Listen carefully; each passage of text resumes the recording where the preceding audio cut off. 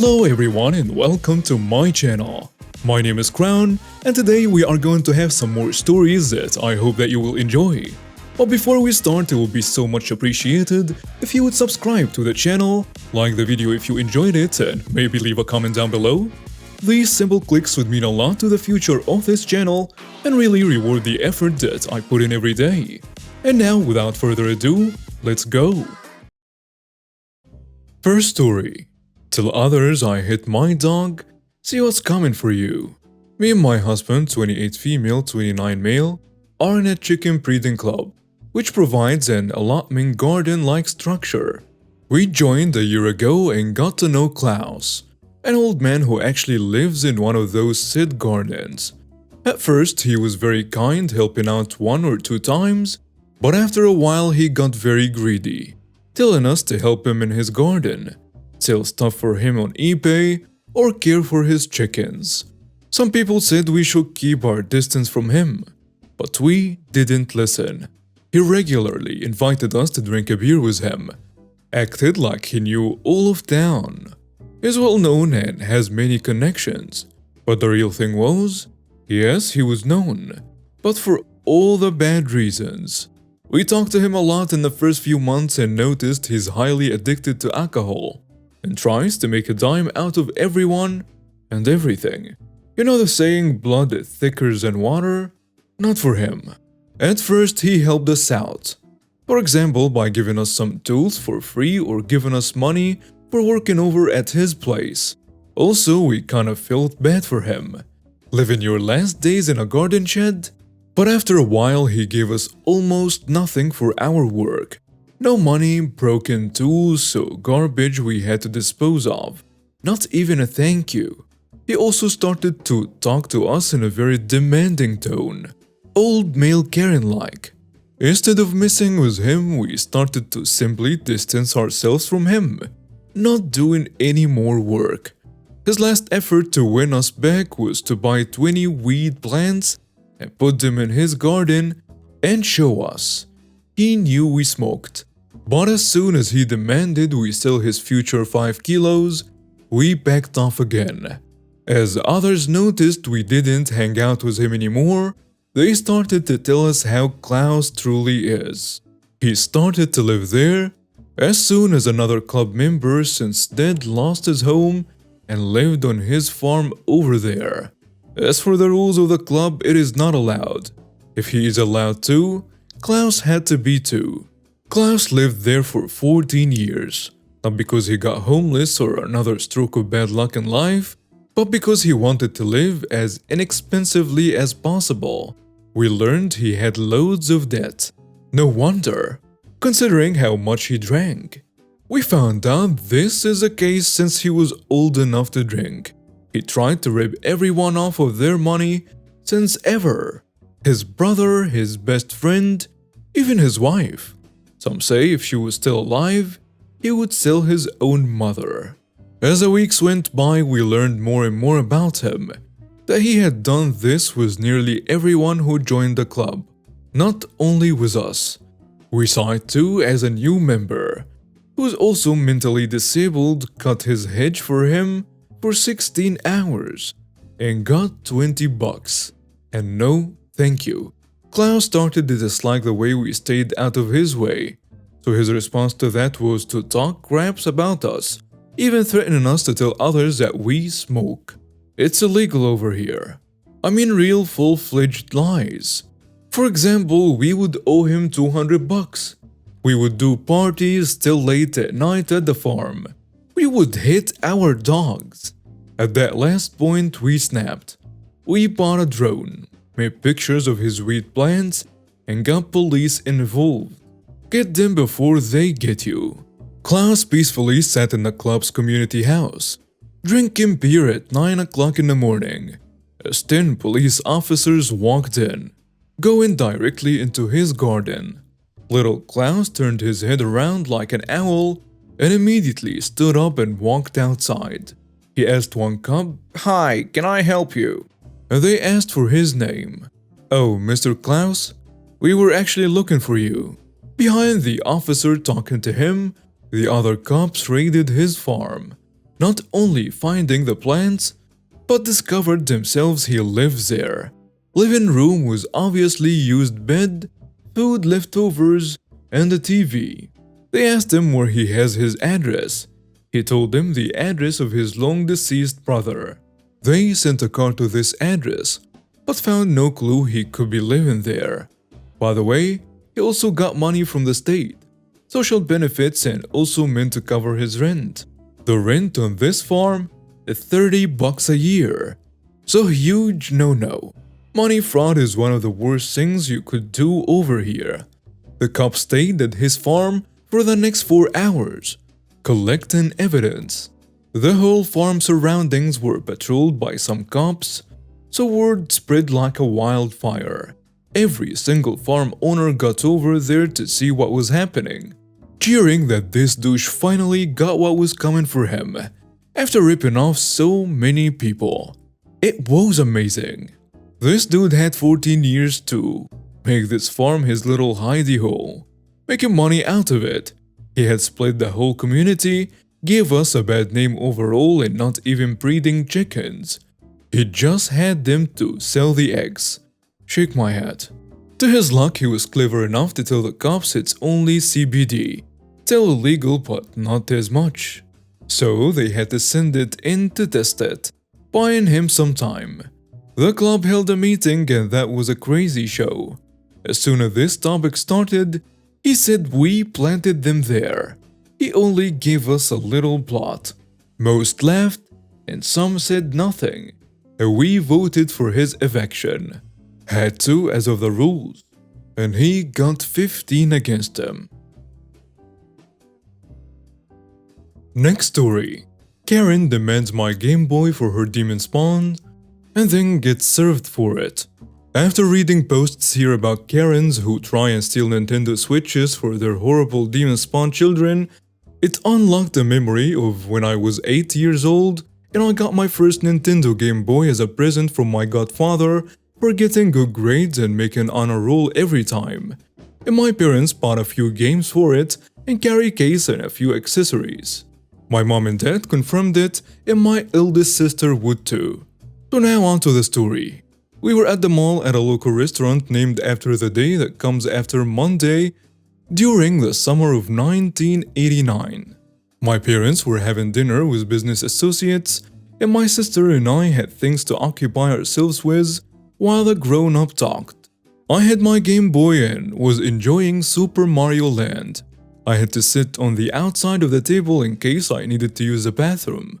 As I was playing my Game Boy, I felt eyes on me. I've always hated having people looking over my shoulder at what I'm doing or playing. Lo and behold, a demon spawn was behind me. "Are you lost?" My mom asked him. I turned to see him and then he shouted, "I wanna play now." The restaurant customers looked at him and I said, "No, you can't because I just got it." He then screamed for his mom and in came Karen, who basically didn't like being disturbed. She snapped at me to give her son my Game Boy. I said no, and she rolled her eyes and made a grab for my Game Boy, muttered under her breath. My mom got up and into her face. "What the heck do you think you're doing?" "Your evil child stole my son's toy. I'm just taking it back." The thing is, my mom wasn't having it and went into Mama Bear mode. I don't remember what happened, but I'm pretty sure my mom was going to kick her butt. And Karen and her demon spawn left but not defeated. I went to the bathroom and the demon spawn snuck over and tried to take my game case, but my dad's business associate saw him and called him out. The demon spawn screamed and ran off. He tried again while we were eating, but my mom saw him and he ran off. My mom had me switch seats with my oldest sister, and I was sitting by the window that opened into the mall. The demon spawn snuck over again but saw that I wasn't sitting there and walked away. There were no more incidents until after the meal. I've pulled my Game Boy bag over my shoulder. As my parents were finishing up and waiting for the bill, I was grabbed and pulled through the window by Karen as she screamed at me and began to hit me and grabbed my Game Boy case all while the demon spawn was screaming for the mommy to kill me. She pulled too hard and the strap broke, and my Game Boy case went flying into the fountain. And that when Karen went red for about 5 seconds until my dad dicked her in the face and my mom comforted me as I was crying. From what mom told me, she went nuclear red after seeing my face. It had brushes and one of my baby teeth were missing. Both of my parents were livid. Karen got up and lunged at me again, and my mom backhanded with all her strength and fury. She knocked her out cold. The security were called to the scene, and the dad of the demon spawn was called. Basically, this happened after Karen told the infamous, "He stole my son's game case, etc., etc." But then her husband spoke up. "What game case?" She knew she was screwed. The security camera caught everything, and yes, my parents pressed charges, and she was arrested. And in Karen fashion, she tried to take my parents to court, but there was so much evidence against her. Now for more fun, my eldest sister had slapped Karen's demon spawn because he was screaming for his mom to literally murder me, which made him stop and look fearful at my sister. My dad's business friends have fished out my Game Boy case, and everything was ruined. I was heartbroken because this Karen ruined the present I had gotten from my godfather. So my dad took me to Toys R Us the next day and bought me a new Game Boy and accessories and let me pick out the games to replace the others, and also bought me a better carry case. They told my godfather what happened when we visited, and he was pissed. He wanted to rip Karen apart for slapping me, and then everyone in my family found out. He wanted to rip this Karen a new one as well. I thankfully did not need therapy because of my loving family and the support they gave me and the reassurance that they would kick anyone's butt for daring or trying to hurt me. Next story. Entitled Kid threatens to shoot me with his rifle. He attacks me and I push him away. His entitled mother screams at me for almost killing him. Before I start, I want to point this out. This occurred at an inflatables place when I was a bit younger. I know that this is already kinda long, but here is some background. Then I was a kid with ADHD, and my family always went to celebrations and fun events at this one indoor inflatable place, renamed Sky Pump for privacy reasons, where a lot of kids go to have fun. This was my first encounter with an entitled parent. Also keep in mind that this entitled kid was not much younger than me. Alright, without further ado, I was at Sky Pump in one of the indoor bounce houses for basketball with inflatable toy balls, like those cheap soft ones. Playing, I'm just dunking a couple because the bouncy house hoops are so low. I was with a couple random kids. My sister and the entitled kid had just entered. The kid did not really do much until he started throwing the balls at kids' faces. Keep in mind that this kid is a boy. I was starting to get annoyed and then he did the worst move possible. I wouldn't have cared if it was me, but get this. In his little ball throwing spree, he hit my sister square on her nose, and she started crying. She was little at the time, and the balls were filled to the max air pressure allotted. And man, was I pissed off. I then told him in a slightly agitated tone, "Do not throw balls at people. You just hurt my sister." And he began his exchange. "I can do what I want to. I don't care about your sister." Dude, you gotta stop. Some of these kids are really little. And you hit my sister. Do not do that again, okay?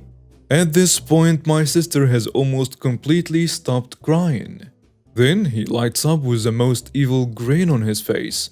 I see him pick up another ball and he pretends to aim at the hoop, but then he whips around and this punk had the audacity to do it again. This time hitting her jaw. She did not cry this time, but she was straight up screaming like a freaking banshee. I had had enough, and I told him, "Dude, what the mess?" He kept laughing and proceeded to throw 2 inflatable balls at my face. "Alright kid, do you want to get in trouble?" He then says something crazy. "I'm gonna shoot you with my rifle." I was just silent and in shock at this point, and quite disturbed to be honest. He proceeded to hit me and kick me, even biting me once. And I have had enough. I shove this kid away and he just falls on his bottom. This is a bouncy house, keep in mind. Oh, this is about to get good. I leave the bouncy house with my sister and we tell my mom what happened. My mom was a little annoyed that I pushed him but glad that I helped my sister. But she was pissed. A boy hurt her daughter, and that her son was almost welled up with tears. And she decided to tell this boy's mom what just happened. We walk over to her and her boy, and as soon as the entitled mother sees my heroic mother, she lets out the most Karen-like screech ever. She proceeded to hurl multiple slurs at my mother, and then goes on to call me an obese R-word. I'm a bit on the heavy side, but I've been trying to get healthier at the time. Doing better now. And my mom is fuming at this. And this is the conversation that followed. "Your son hurt my little angel." This kid literally full on inflatable rubber with his bottom. My mom tells her, "Alright, stupid. Do you want to see what your little angel did to my kids?" My sister and I proceed to show our developing bruises and my bite mark. "Those aren't from my son, stupid. Those are from the bouncy castles because you can't get hurt in them." Even I, who was young, knew this was nonsense because how would a bouncy castle give you bite marks? My mom starts, "Your son," the entitled mother cuts her off. "I'm gonna sue you all. Your son is ugly." Listen here, you brat. I love my boy and he's wonderful. Enter the awesome passerby. What is going on here? I remember the entitled mother interrupting my mom and saying something about an idiot getting her son a fractured skull. The passerby to my mom, "Is this true?" My mom explains what happened and he says he will go tell a staff member.